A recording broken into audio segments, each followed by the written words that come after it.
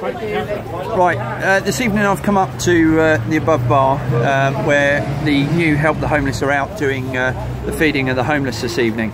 I'm not actually involved this side of the tables tonight, but it's been interesting to stand back and actually watch everyone get fed, which is great, but also to see the general public walking by and hear the comments that are made.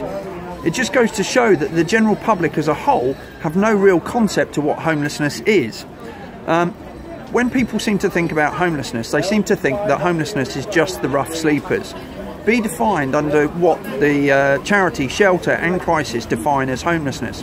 Homelessness is those that are rough sleepers, those at severe risk of homelessness, that have a property but can be evicted at any point, those in insecure accommodation, in B&Bs or hostels and the like. So it can be anywhere along that line. And it can affect all ages. The youngest we've seen here have been young children with their parents.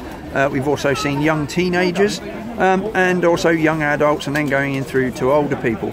So it can affect male and female. Just this evening I've been able to issue out one of the backpacks that was given to us by Portsmouth Rucksack Appeal, thanks to Joanne and her team.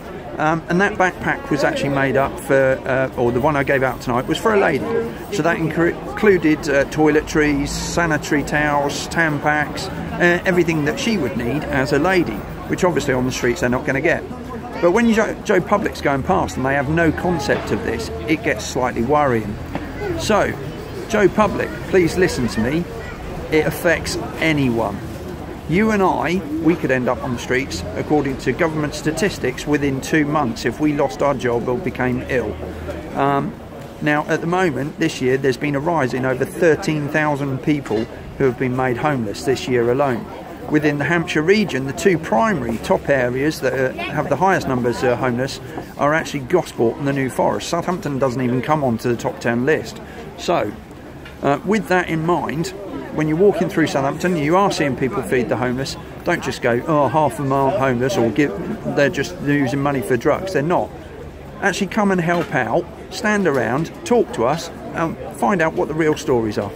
Have a good night.